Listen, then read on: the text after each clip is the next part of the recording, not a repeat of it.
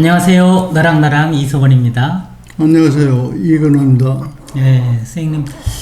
시간이 갈수록 점점 더 저는 재밌어지고 기본에 충실해지는 것 같은데 오늘은 제 아들 이야기 한번 같이 해볼까 합니다. 징역 사는데. 징역 사는 이야기. 조금 거기서 벗어나는 이야기이긴 한데 아들이 아빠 내가 계획을 세웠는데 왜 계획대로 실천이 잘 안 될까?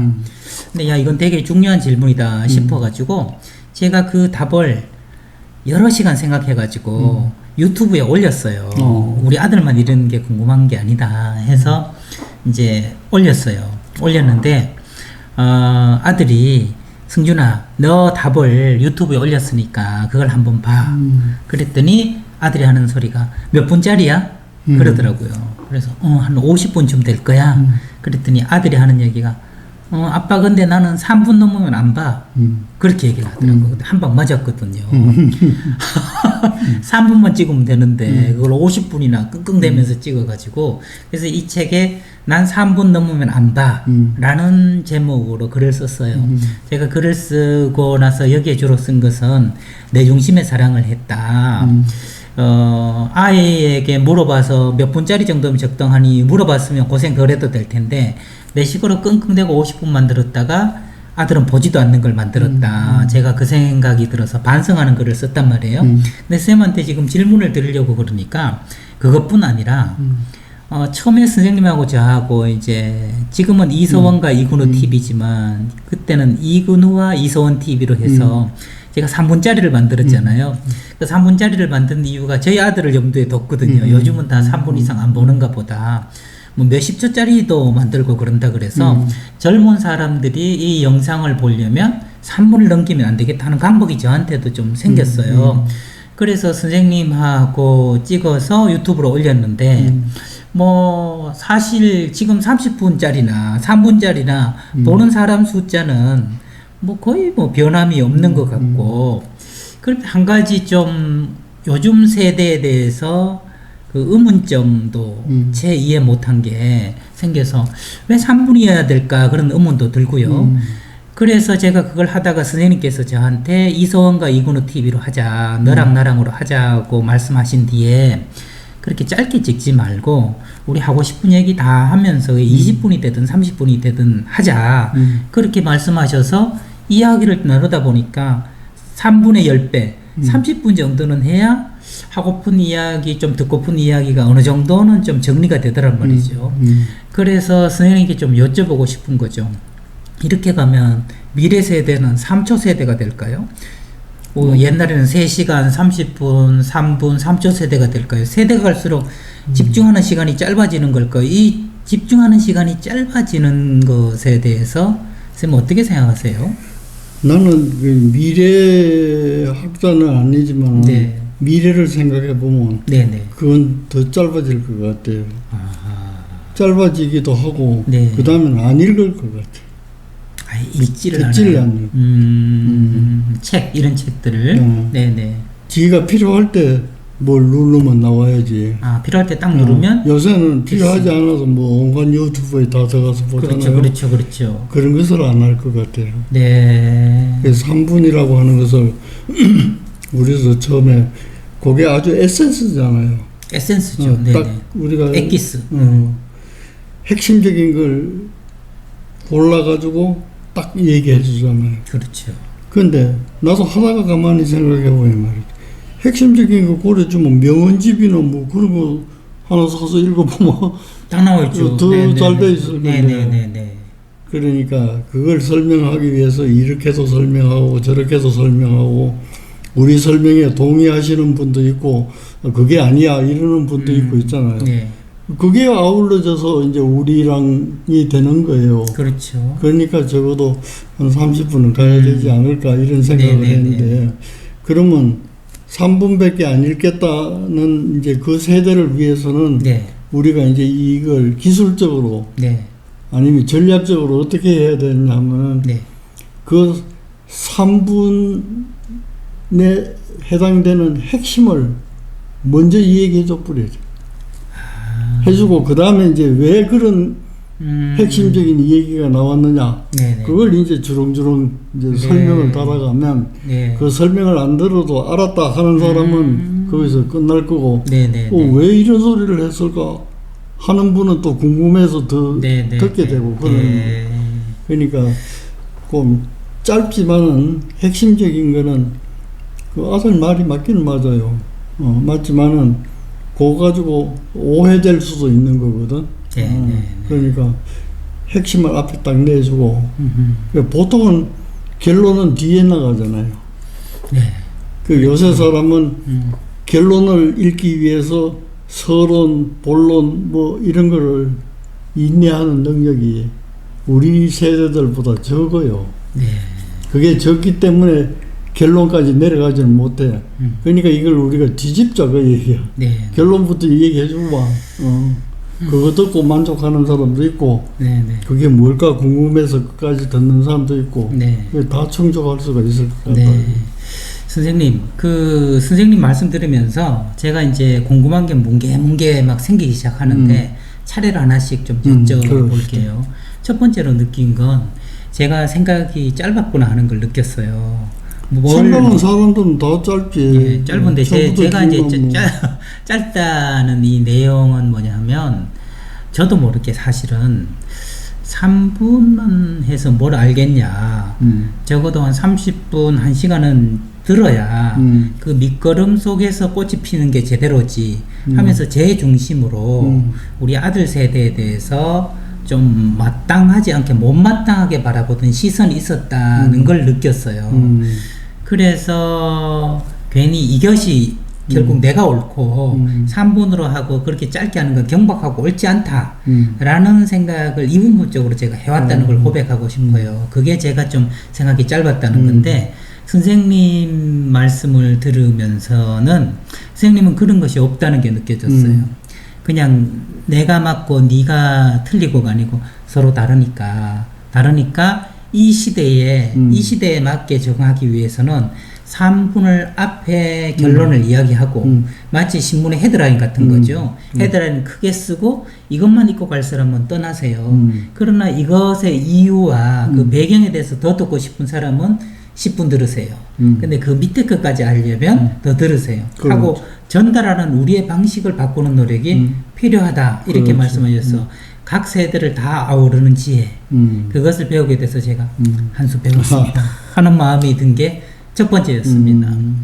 두 번째는 뭐냐면 이것은 이제 연달아 나온 어떤 반론 같은 것인데 과연 30분 들어서 결론으로 아하 그렇구나 하고 깨닫는 그 깊이 그 다음에 울림 그것과 3분 동안 엑기스만 딱 듣고 그래 하고 아는 것과 그게 과연 같을 것인가 하는 것에 대해서 저는 또 의문이 들어요. 이건 어떻게 보면 첫 번째 제 못마땅하던 그거 생각하고도 좀 관련이 있긴 합니다만 제가 왜 이 생각이 드냐 하면 선생님 아까 명언집이 있었잖아요. 저희 집에 명언집이 많아요. 뭐 한글로 된 명언집들은 7, 8권을 가지고 자주 보거든요. 그럼 한마디 한마디가 다 명언인 거예요.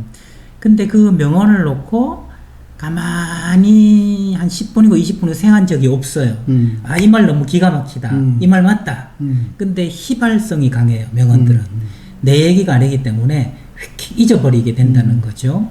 근데 최근에 제가 세계 문학집 중에 한 권을 읽었단 말이에요. 읽는데 명언집에 나오는 한 줄의 결론을 얻기 위해서 사흘을 읽었거든요. 근데 이건 평생 잊지 못할 그런 울림이 오는 거예요. 그 주인공들의 대화와 그 다음에 굉장히 복잡한 구도 속에서 사흘 동안 제가 읽으면서 제가 그 사람들의 삶을 사는 것 같고 마지막에 나온 묵직한 결론 하나가 종교는 모양만 다를 뿐 본질은 같다. 그 한마디를 하기 위해서 이 책은 수백 페이지를 썼단 말이에요. 그 수백 페이지를 읽고 우러나오는 체에서 걸러나오는 그 진리 그것은 저한테 정말 한 30-40년은 잊혀지지 않을 진리가 됐거든요. 저는 그런 생각이 문득 드는 거예요. 명언을 하나 읽는 것이나 소설책에서 마지막 결론을 얻는 것이나 결론은 동일하지만 과연 그 울림이나 깊이가 같을 것인가. 내 생각은 깊이는 같지 않다고 생각을 해요. 네.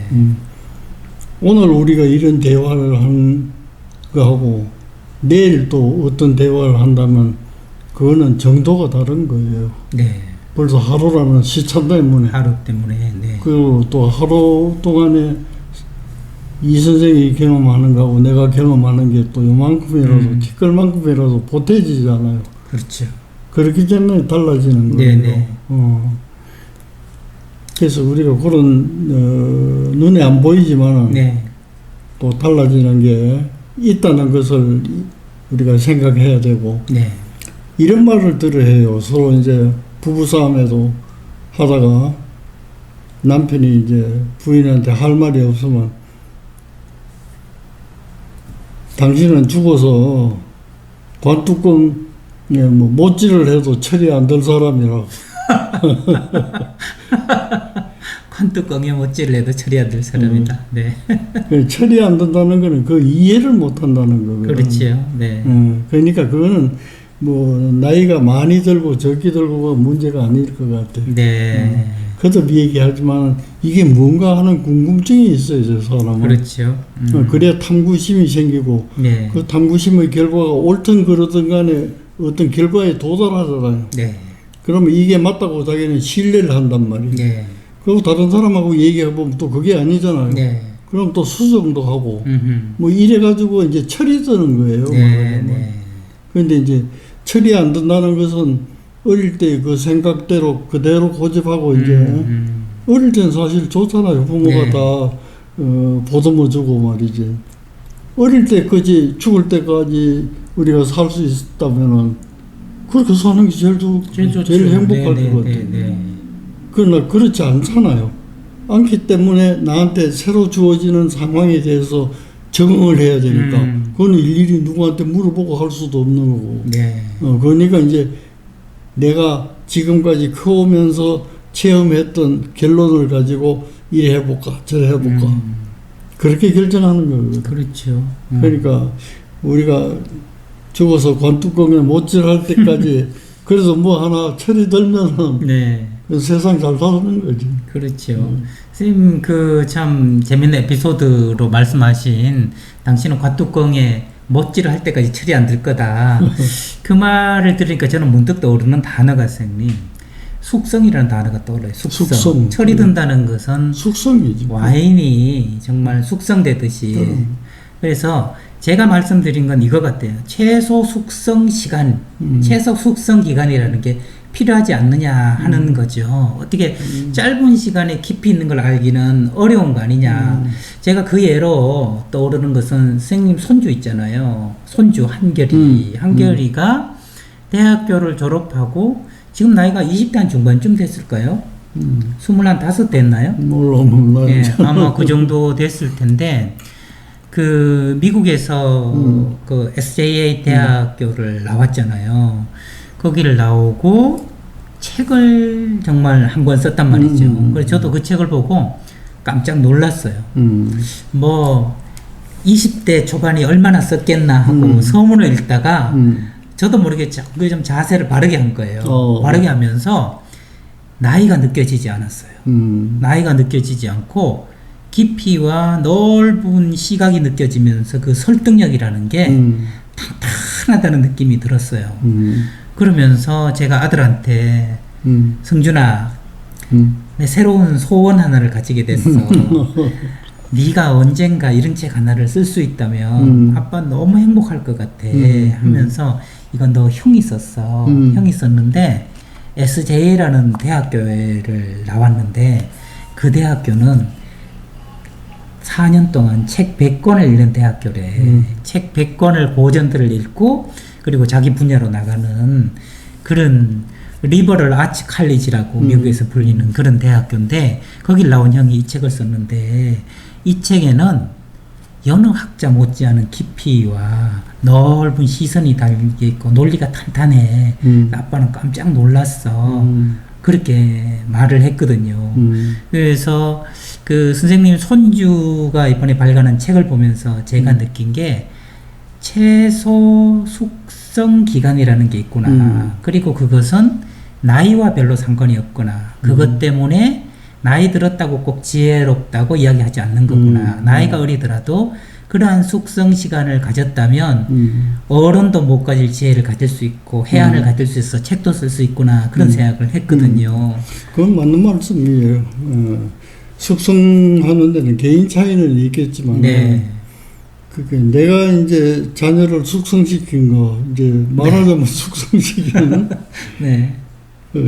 좀 우스운 예를 하나 들면은 내가 자랄 때는 만화를 보면 부모님들한테 혼났어요. 만화책. 만화. 네. 공부 안 하고 딴짓 한다고. 공부 안 하고든. 그런데 이제 내가 키울 때는 문제가 뭐냐면 애들이 텔레비에 매달리는 거예요. 나는 만화, 아이들은 텔레비전. 그 텔레비에 하도 매달려서 저 텔레비를 없앨 수도 없고 네. 보지 말라고 해도 안 본다고 해놓고 친구 집에 가서 보고 말이지.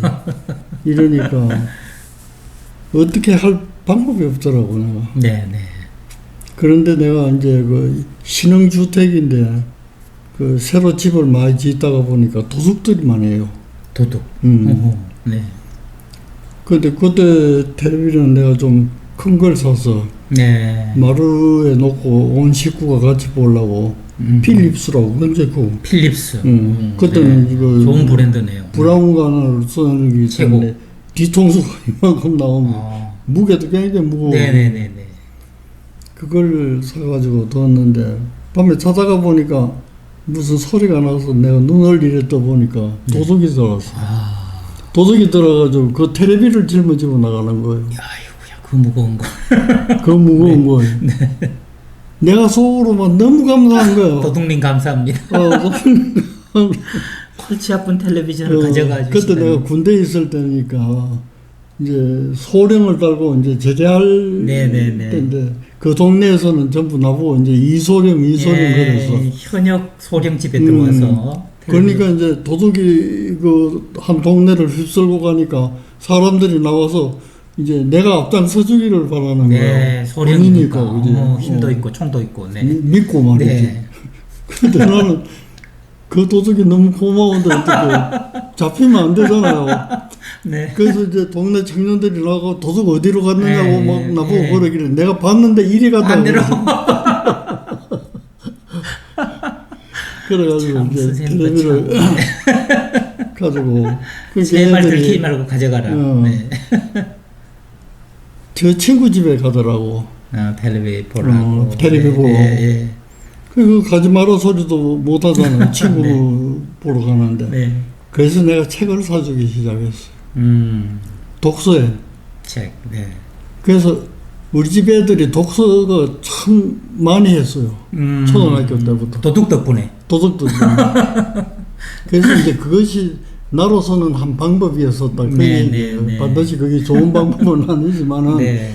그렇듯이 내 생각은 책을 많이 읽어야 되거든. 책 그죠. 정말 책. 근데 요새는 책을 안 읽잖아요. 네. 핸드폰 가지고 이래 검색해 보면 뭐 간단한 거 나오니까. 정보들이 다 나오니까. 간단한 그게 지식이라고 생각을 오해를 한단 말이에요. 맞아요. 우리가 책을 읽는다는 것은 사유하는 거예요. 사유. 네, 사유. 네. 사유하는 거예요. 네. 옛날 철학자들이 왜 철학자예요? 사유하니까 철학자인 거예요. 사유란 것은 내가 나만의 틀로 나만의 생각을 계속 깊이 해간다는 거죠. 그렇죠. 네. 저도 돌아보면 늘 책을 가까이 하고 사유하는 삶을 살려고 노력했던 것 같고 선생님께도 늘 그러한 그림자 또 향을 느껴서 선생님께 배우고자 했던 거고 아까 그 손주 이야기를 한번 돌아가 보죠. 그 손주 학교에서는 저도 그래서 그 SNS를 한번 찾아봤거든요. 그랬더니 자기들끼리 고전에 대한 정의를 내렸더라고요. 누구나 얘기하지만 누구나 읽지 않는 책이 고전이다. 재밌는 얘기요. 누구나 얘기하지만 누구나 읽지 않는 책이 시험 치면 다 맞아요. 네네. 톨스토이가 뭐 몇 년에 전쟁과 평화 누가 지었느냐 그러면 톨스토이에다가 탁 체크하는 거예요. 그렇죠. 체크한 사람 불러다가 톨스토이의 전쟁과 평화 읽어봤냐 그 내용에 대해서 물어보면 하나도 아는 사람이 없어요. 그러니까 고전에 대한 정의가 누구나 얘기하지만 누구나 읽지 않는 책이 맞아요. 고전이다. 그러면서 뭐 리바이어든을 읽고 뭐 영어로 토론하고 뭐 이런 것들을 쭉 써서 야 이게 정말 이 학교의 저력이다 싶었는데 저는 그걸로 잠깐 봤고 선생님 손주에 대해서 아시는 게 있을 거 아니에요. 그 학교는 어떻게 그 100권을 읽게 했는지. 그 그게 100권인지 200권인지 뭐 더 많아요. 네네네. 그러니까 그거는 이제 고전부터 시작해서 인문, 사회, 과학까지 다 해야 돼요. 아, 인문. 해부까지 해야 돼. 해부까지. 그럼요. 아. 그러니까 그거는 정말로 이 사유에 필요한 예. 그런 것 같아요. 사유대학이네요, 그죠? 내 생각은 그래. 네. 그냥 그 뭐 체크해가지고 네. 이렇게 맞추는 그게 아니라 이거는 끝장 토론이에요. 아, 끝장 토론이. 자기가 알고 있는 걸 다 토해내야 그게 끝나는 거예요. 야, 교과목들이. 그럼요. 그러니까 그건 거짓말을 할 수도 없잖아요. 네네네. 그게 참 좋은 거라고 생각해요. 그래서 아들도 이제 네덜란드 가서 공부를 했는데, 네. 그것도 이 얘기 들어보면 시험기가 따로 없대요. 네. 네가 준비가 되거든 오라는 거예요.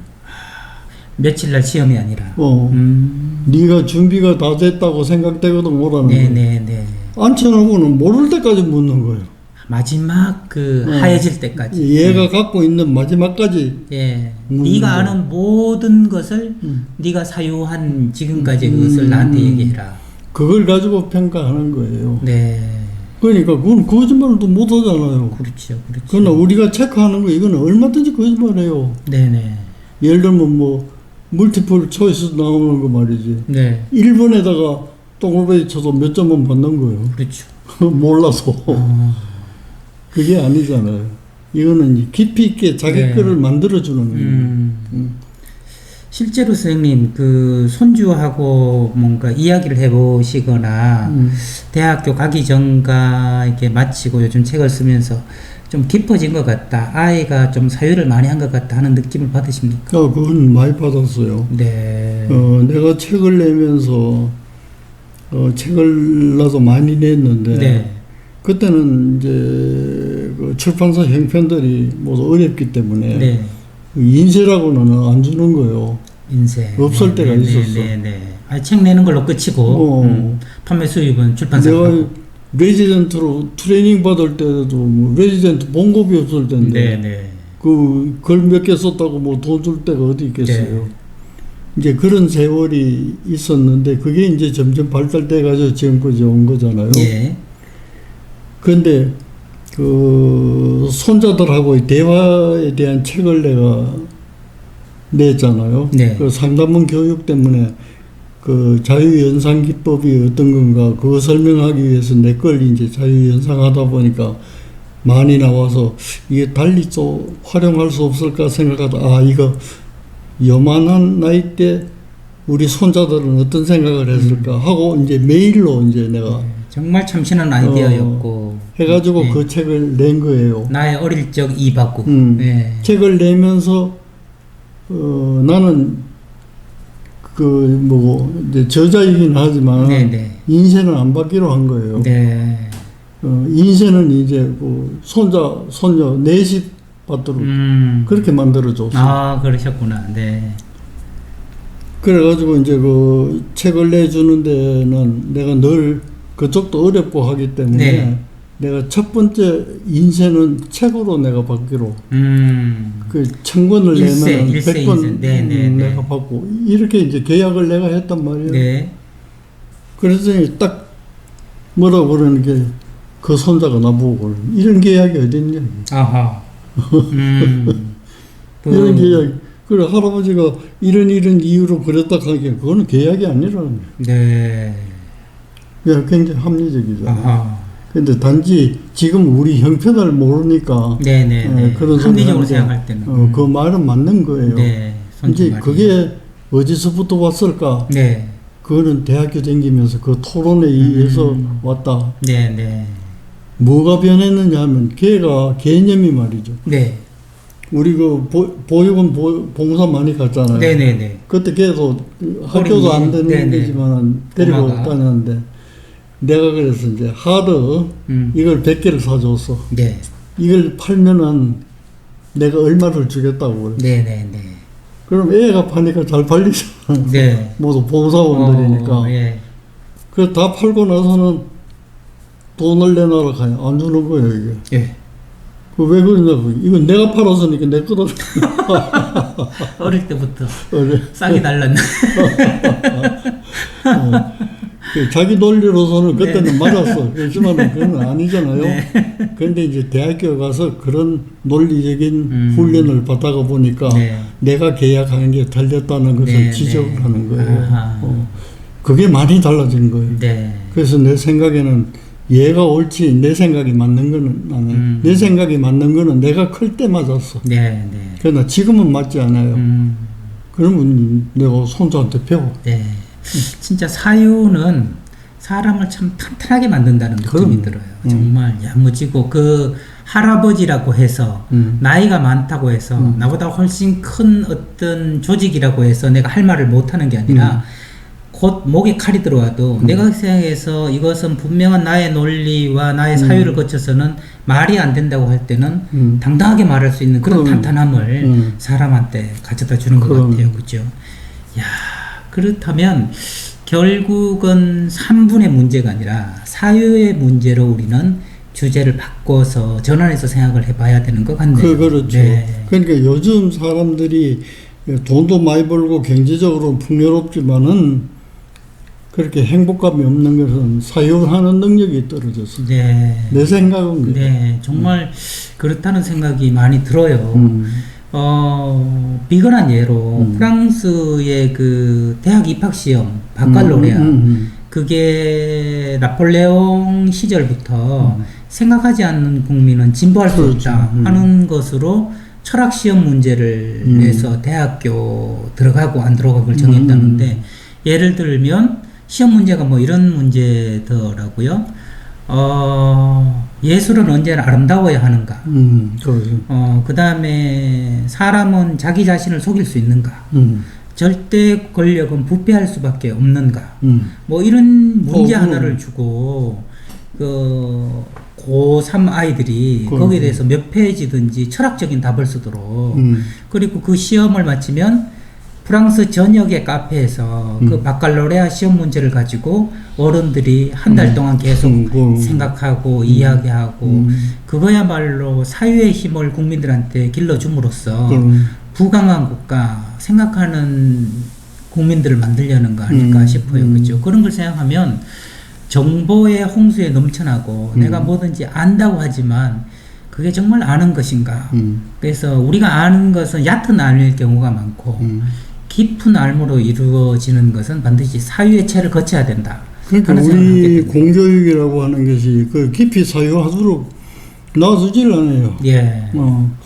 한동안 그럴 때가 있어서 각 대학에 맡겨가지고 네. 자율성에 네. 자율적으로 뭐랄까 학생을 OX라든지 뭐 체크하는 그런 게 아니라 주관식 시험을 치르도록 한 적이 있거든요.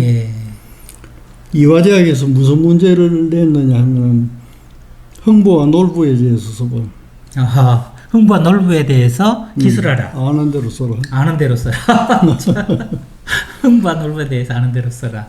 그때 채점한 선생님들 가운데 회자된 한 답안이 있었는데 네.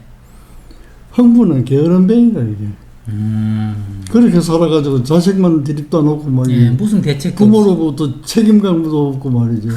형수한테 뭐 죽어가지고 뺨 맞고 그걸 밥풀이라고 뜯어먹고 그게 무슨 사회에 기여하는 거냐. 예. 놀부는 노랭이라고 하지 말라 이게. 자기 노력으로 해서 아끼고 이래 살았는데 이거 굉장합니다. 그렇죠. 그 당시로서 국민 99%가 보는 시각을 버리고 1%가 볼까 말까 하는 새로운 시선으로 지금도 흥부 놀부 그러면 흥부는 착한 사람이고 그렇죠. 놀부는 나쁜 욕심쟁이고 이렇게 우리 이제 선입견이 다 베껴 있는데 그때 그런 주장을 논리적으로 딱 할 수 있는 선생님들이 전부 놀랐어요. 네. 이제 이런 것을 계속해서 내려가면은 사유가 발달할 수 있는데 그게 아니고 그렇게 하자면 주관적이니까 또 주관적인 걸 또 믿으려고 하질 않잖아요. 네. 많은 또 엄마들이